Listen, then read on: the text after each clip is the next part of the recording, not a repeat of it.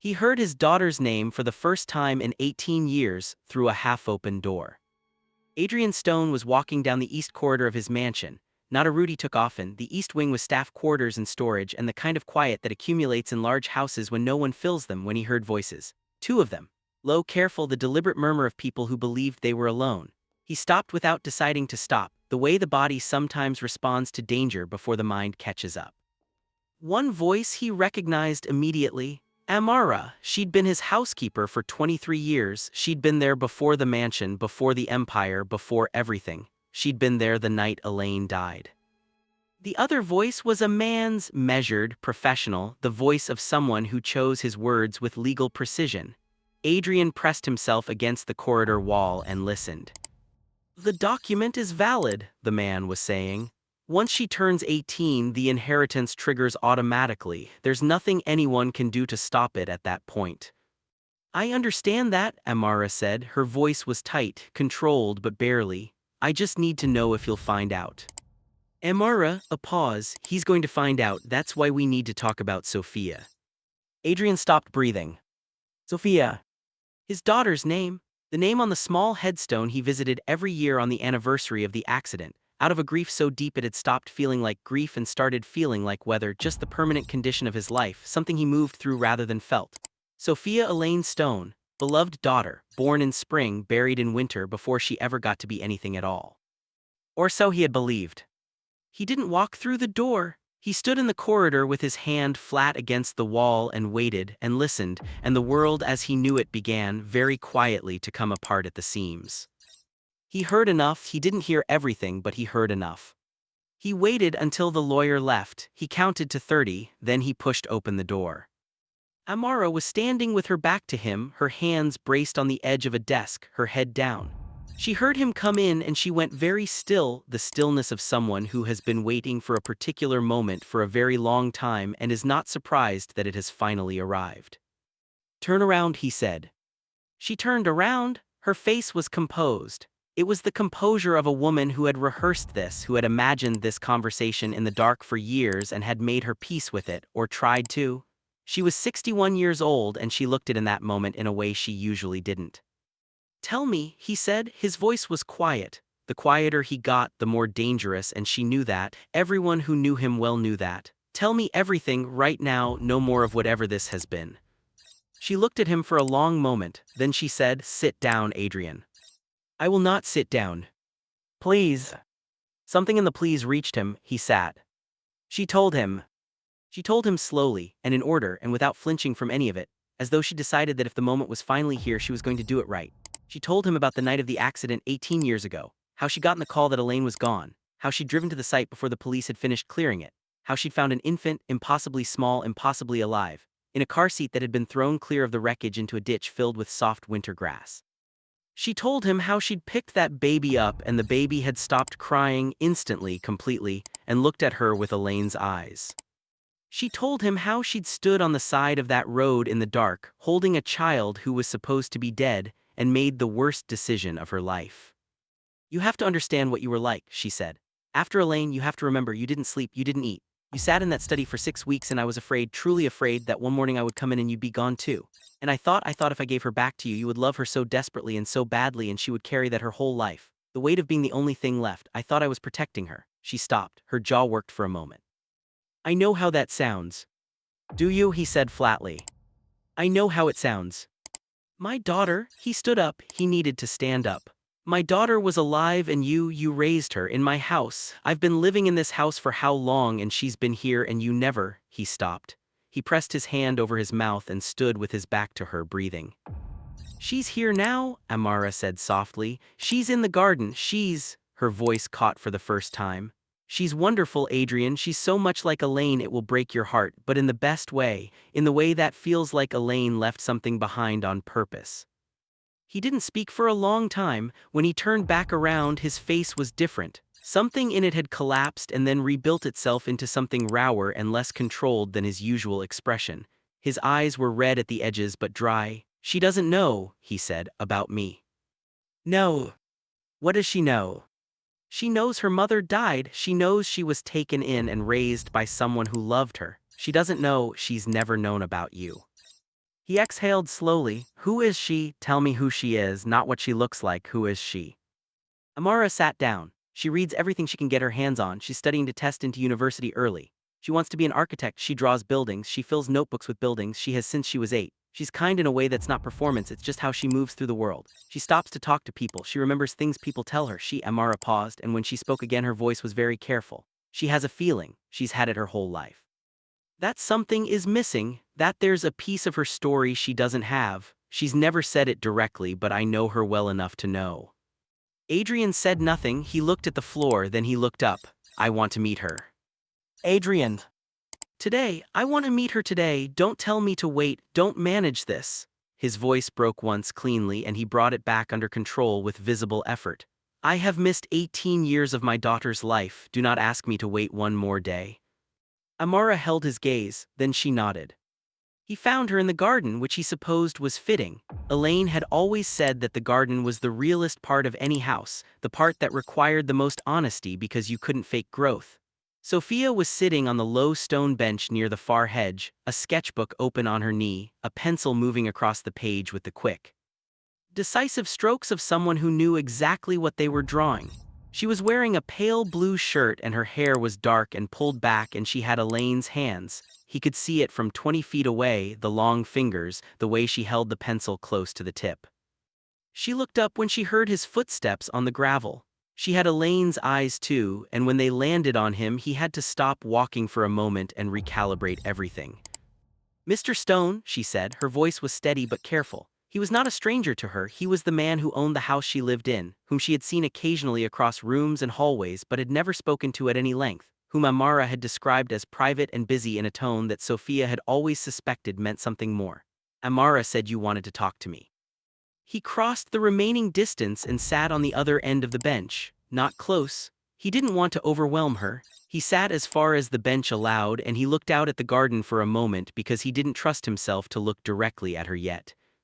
I want to ask you something, he said, and I need you to know before I ask it that there's no wrong answer. I'm not testing you, I just want to understand. She watched him carefully. Okay. That feeling of something missing, of a piece of your story you don't have. He turned to look at her then. How long have you had it? Her pencil stopped. She looked at him with something sharp and wary in her expression, the look of someone whose private interior world has just been named out loud by an unexpected person. Amara told you that? She described it, yes. She's never described it to me. I've never said it out loud. I know. Sophia set the sketchbook down on the bench between them. Why are you asking me this? Because I know what that missing piece is, and I need to decide whether telling you is something I do for you or for me. He held her gaze. And I want you to help me figure that out because you're 18 years old and you have the right to decide whether you want to know.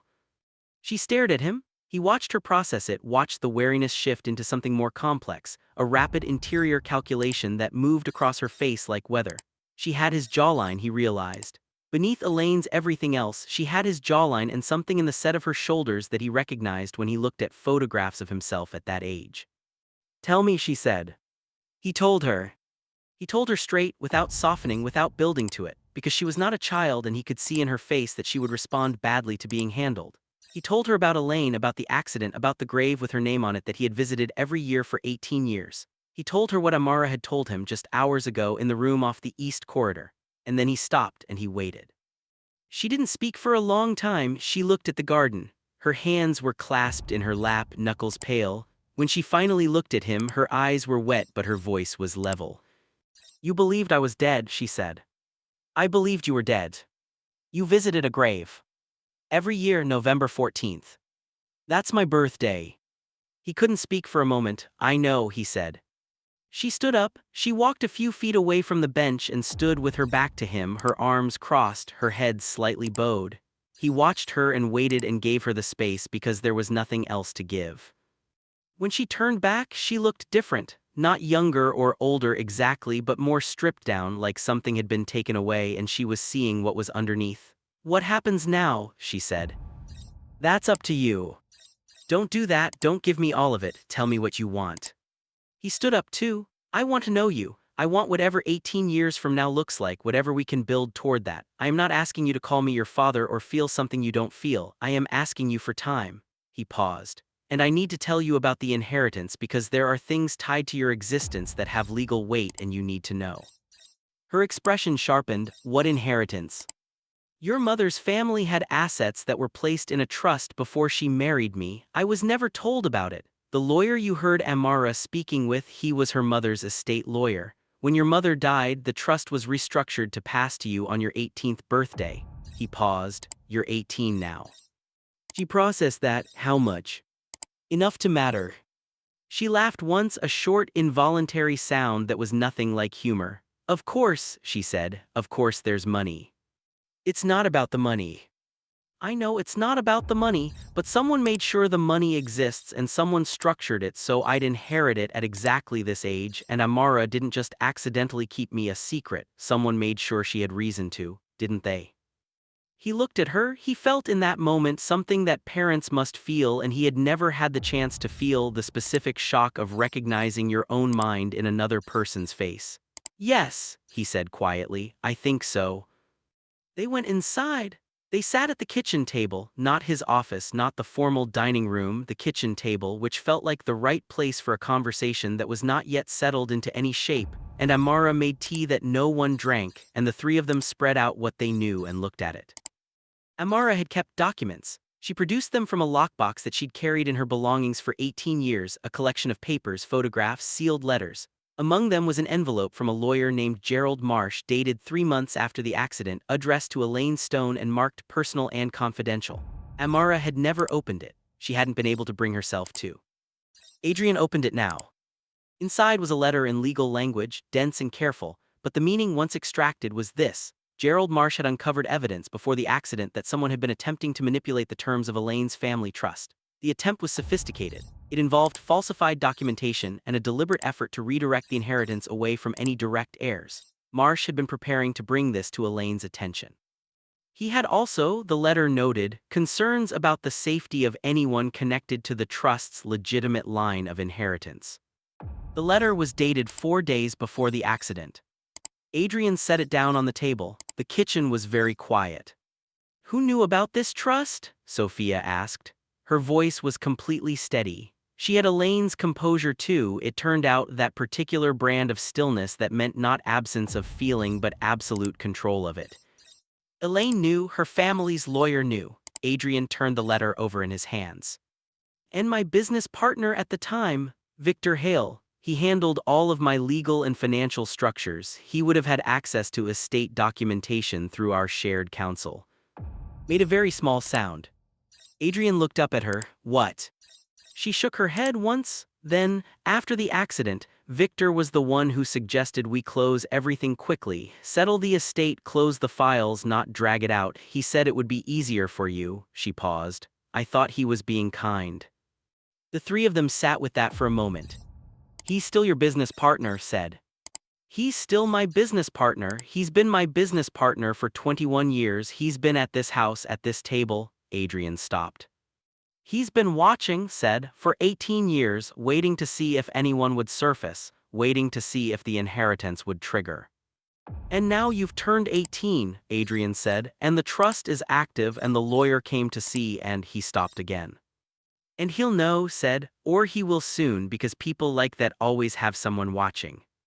Adrian looked at his daughter, and it was the first time he thought of her that way, consciously, deliberately, the first time the word formed fully in his mind as a present fact and not a ghost, and he felt two things simultaneously: a terror that was cold and structural, and a pride that was entirely irrational given that he had known her for 4 hours.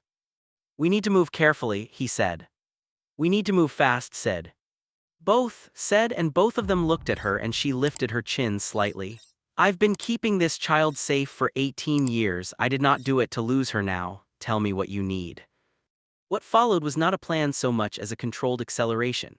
Adrian had resources and had clarity and had a lockbox full of 18 years of careful documentation, and between the three of them they had enough to begin. Adrian contacted Marsh, retired now but reachable and more than willing to speak once he understood who was calling and why. Marsh had kept copies of everything. He had kept them precisely because he had never believed the accident was an accident, and he had lived with that conviction in silence for nearly 2 decades, waiting for someone to make it safe enough to say out loud. The picture that emerged from Marsh's files was not complicated once you had the pieces. Victor Hale had known about family trust before Adrian did. He had inserted himself into the estate management through a subsidiary firm and had been systematically working to establish a legal basis for claiming the trust assets as creditor recovery in the event of the elimination of legitimate heirs. It was sophisticated and it was patient, and it had been working for 18 years because everyone who might have stopped it believed the last legitimate heir was buried in a churchyard in November. They built their case across 8 days. It was methodical in a way that startled Adrian. She approached the documents like architecture, finding the structural logic in the deception, identifying where the weight-bearing elements were. He watched her work and thought about 18 years of notebooks full of buildings, and understood that the mind that understood load-bearing walls could also understand where a conspiracy would collapse under its own weight. The confrontation happened not in a dark room or a private office but in a boardroom during a quarterly meeting of the group's senior leadership, with 12 people present and a lawyer Adrian trusted sitting 2 seats from the door.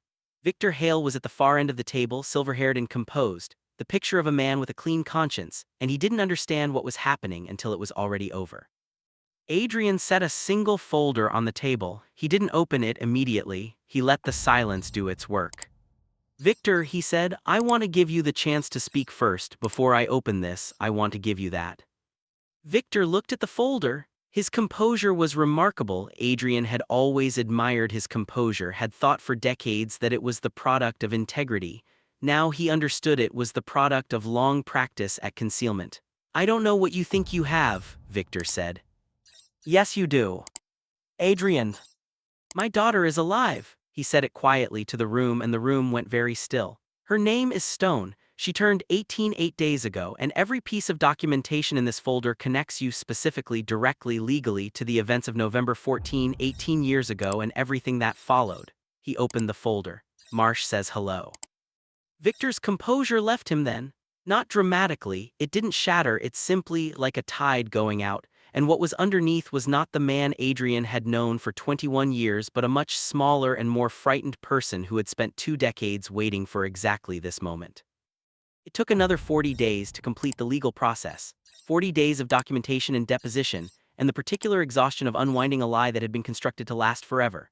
Victor Hale's access to Adrian's business interests was severed. Criminal charges were filed. The trust was restored in full too, with interest accrued across 18 years compounded in the way that significant sums tend to compound when no one is spending them.